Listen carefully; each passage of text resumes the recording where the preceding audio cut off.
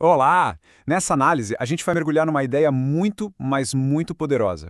A de que é totalmente possível mudar a própria vida de forma consciente, simplesmente mudando o nosso estado interno. Parece interessante, né? Então vamos lá. Pensa nesse número, 95%. Sabe o que é isso? Aos 35 anos, essa é a parte da nossa personalidade que já funciona no modo subconsciente, totalmente automático. É exatamente isso. A gente está falando de um pacote de comportamentos que a gente memorizou, reações emocionais que nem percebemos, hábitos que rodam sozinhos. Basicamente, na maior parte do tempo, a gente está no piloto automático. O Dr. Joe Dispenza chama isso de o hábito de ser você mesmo. Ok, a pergunta que fica é, como é que se quebra esse hábito? Como a gente sai desse ciclo? Para a gente entender isso, primeiro a gente precisa olhar para as forças que nos mantêm presos nesses padrões de sempre. Na maioria das vezes, somos mantidos reféns por três fatores gigantescos que ficam o tempo todo reforçando quem a gente sempre foi. O primeiro deles é o nosso ambiente. Pensa bem, o nosso mundo lá fora. As mesmas pessoas, os mesmos lugares, os mesmos problemas, tudo isso dispara os mesmos pensamentos de sempre. E isso mantém o nosso cérebro programado para refletir a realidade que a gente já conhece. O segundo fator é o nosso corpo. Com o passar do tempo, o corpo meio que fica viciado em emoções que já são familiares para ele, tipo culpa, frustração, sabe? E aí ele começa a dar ordens para a mente pedindo aquela dose química desses sentimentos. E por último, o terceiro grande fator, o tempo.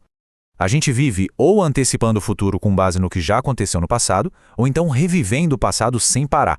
Isso prende a gente numa linha do tempo que não nos deixa mudar de verdade. Tá, mas e se existissem provas concretas de que a nossa mente pode de fato mudar a realidade e nos libertar de tudo isso? Dá uma olhada nisso aqui. É um estudo impressionante onde um grupo enorme de pessoas meditando pela paz foi associado a uma queda gigante nos índices de crimes violentos. A chance disso ser só uma coincidência? Mínima. E isso não é só uma ideia bonita, não. Tem base na física quântica. O efeito do observador diz que para onde a gente direciona a nossa atenção, a gente direciona energia e influencia a matéria. Isso vale desde as menores partículas até a nossa própria vida. E essa ideia fica ainda mais maluca com um estudo que mostrou que orações feitas no ano 2000 melhoraram a saúde de pacientes que tinham sido hospitalizados até 10 anos antes. Sim, você ouviu direito, antes. Certo, se a mente tem todo esse poder, como é que a gente acessa isso? Bom, a principal ferramenta é a meditação, mas talvez não do jeito que a maioria das pessoas imagina. Vamos usar uma analogia para ficar mais fácil. Pensa no cérebro como o hardware do computador, a parte física. Já a nossa mente consciente é tipo o software que a gente usa todo dia, os programas que a gente abre e fecha. O ponto crucial é que para fazer uma mudança de verdade, uma mudança que dure, a gente precisa ir além da mente consciente e acessar o subconsciente. O subconsciente é o sistema operacional. É lá que ficam guardados todos aqueles programas automáticos. A meditação é o caminho para acessar esse sistema, deletar os programas antigos e instalar novos.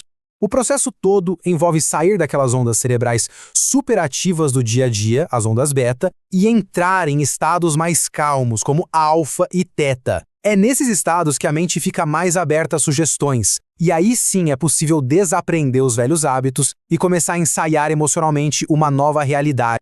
Usar essa ferramenta permite que a gente faça uma transição fundamental, sair de um estado de sobrevivência e entrar num estado de criação consciente. A grande maioria de nós vive nesse modo de sobrevivência, sabe? Reagindo ao que acontece como o corpo cheio de hormônios do estresse. O objetivo aqui é mudar para um modo de criação, onde a gente gera de propósito emoções elevadas como gratidão e amor.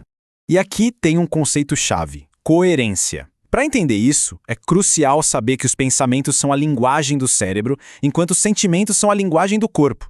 E quando esses dois estão alinhados, ou seja, quando a gente pensa num futuro novo e ao mesmo tempo já sente as emoções desse futuro agora, no presente, isso cria um sinal super poderoso e focado, como um laser, um sinal eletromagnético que é enviado para o campo quântico.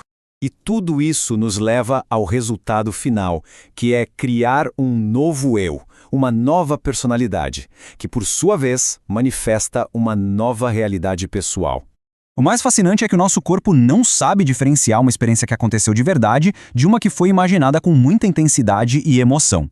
Então, quando a gente ensaia mentalmente uma nova forma de ser, a gente pode literalmente mudar as conexões do nosso cérebro e a química do nosso corpo para que eles já correspondam a um futuro que ainda nem aconteceu fisicamente. Essa jornada exige que a gente fique tão íntimo dos pensamentos e sentimentos do nosso antigo eu a ponto de conseguir pará-los quando aparecem. E a partir daí, abraçar um novo ideal, com emoção, repetidamente, até que ele se torne o nosso novo estado natural. Porque a mudança de verdade acontece quando a gente para de deixar o mundo lá fora ditar como a gente se sente aqui dentro. No fim das contas, esse processo todo sugere que o nosso potencial não é definido pelo nosso passado. De jeito nenhum. Ele é definido pela visão do futuro que a gente escolhe criar, hoje. A pergunta então é essa: